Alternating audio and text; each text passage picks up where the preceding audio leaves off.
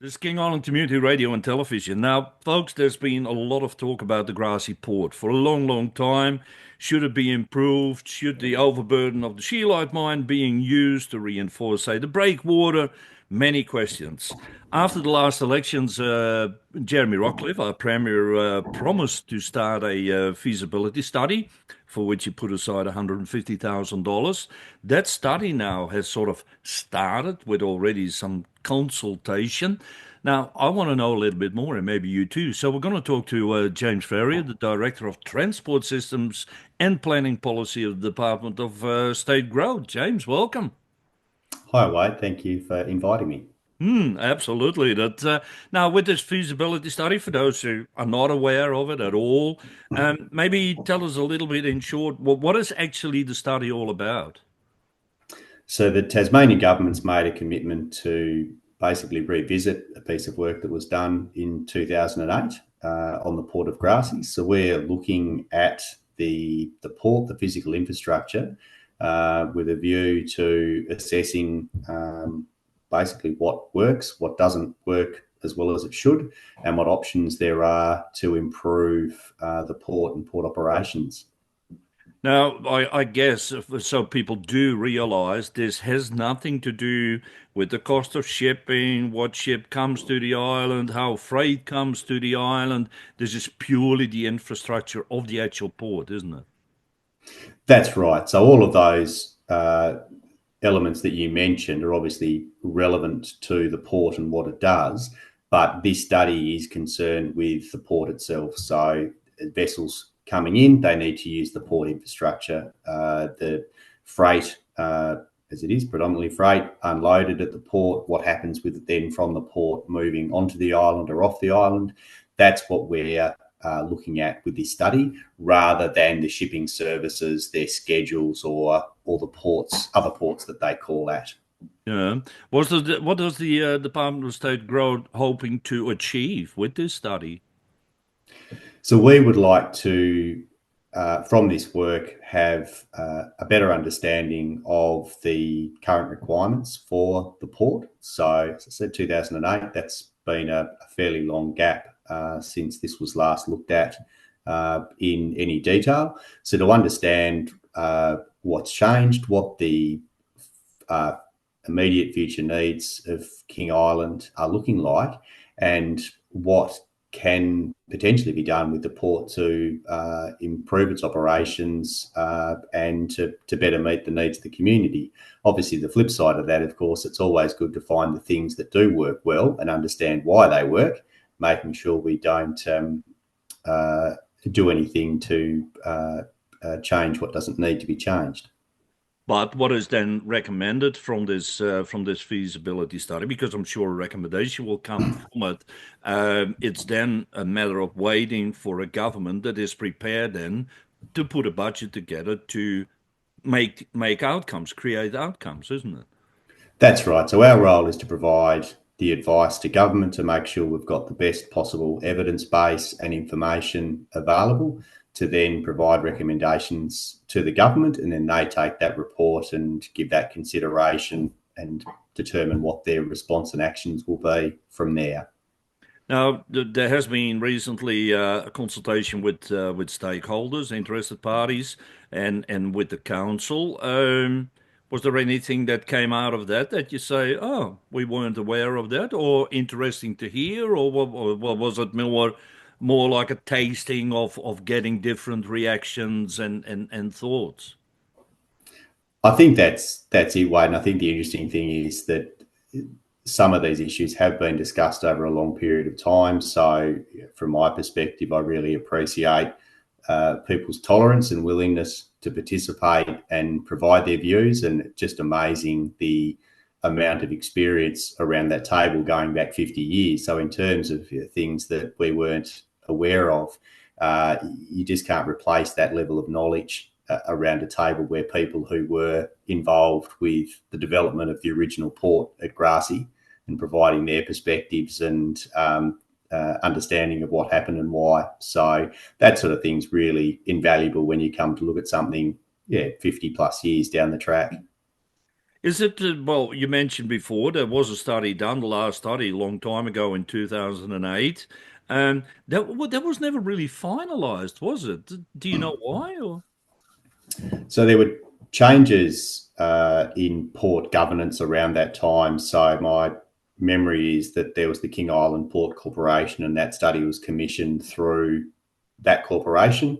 And in between times, the changes in ports management and the creation of TasPort. So my understanding, it was one of those ones that at a point in time, the responsible entity that commissioned a piece of work, but by the time that work was completed, we were in a different management framework, and it was one that was then not part of the, I suppose, the immediate management needs, because they were bedding down a new port structure. would it be an idea to say to the Tasmanian government, maybe sell test ports and make it a commercial entity, or the easy way to do work? That's not one for me to comment on. That's one I'll have to refer you to the government. Yeah, I understand. But now I'm going to show in a second. I'm going to show a website here in the screen because people can get engaged. You have invited the Yes, public to get engaged. absolutely. What is the website? A little bit. Just give us a bit of a rundown. What it's sort of about. So it's our Engage website for state growth. So it's the website we use for any community consultation we have underway, and it's providing the information for people on how they can get involved. Our consultants will be on the island at the end of this month. They'll be running a couple of drop-in sessions at Grassy and Curry. There'll also be a roundtable session that it's an open invitation, but asking people to respond through the website to confirm if they're attending. That meeting's really targeting the business community, whereas the drop-in sessions are literally around having a conversation with anyone with an interest in the port. We've also then got an online survey that people can access through that website. It takes about 5 minutes to complete, and that's to basically get a snapshot of people's thoughts of the port and what they see in terms of those things that work well and not so well.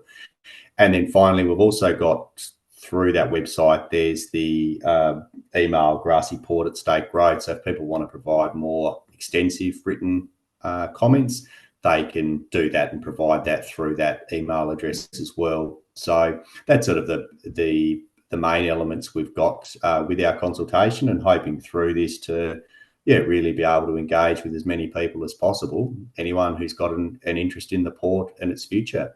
Yeah. Yeah, no, I'm just looking at the website right now, and I might just as well grab a few because there's also for people that haven't seen it yet. There are some FAQs there, frequently asked questions. And Yes. one of them says, "What will be the outcome of the study?" Which is interesting in That's itself, isn't it? That's right. It's always something people want to know. So, particularly when we're asking people to take the time to come and talk to us or provide their comments, people want to know, well, what's going to happen with it? So, saying there that identify potential improvements to the port infrastructure. The trick with these always is that it's advice that then is provided to the government, and the government needs to give consideration to that port and make its decisions accordingly. But the important thing is that people have confidence that in speaking with us, it's worth their time, and that we're actually listening and valuing their opinions and input. Now, the first one is in Grassy, as you mentioned, on Tuesday the 29th from 5 to 7, and then the next day in the town hall. Yes. Wednesday from 10 to 12 in the morning. And then there's a business and industry gathering consultation in the town hall again on Thursday, the 1st of May, 10 to 12. So there's a fair bit of time is going to be put in by the department, isn't it, to listen to people and to give people the opportunity to ask questions. Yeah, that's the idea. And we can do the technical analysis. You can do a lot of that at arm's length, but you really want to understand with something like a port facility, and particularly for a community such as King Island, what people see and value in their facilities. People have a much closer connection, I think, in small communities to their transport services. They know where their goods are coming from. They know the services they rely on. So it's really important we're able to capture that lived experience of how the port and its operations affects people in positives and the negatives. Uh, well, let's be realistic. Ports like at Flinders Island and King Island, yeah, play a much more crucial role for people than say in the rest of Tasmania, isn't it? Go Devonport or Burnie or Hobart.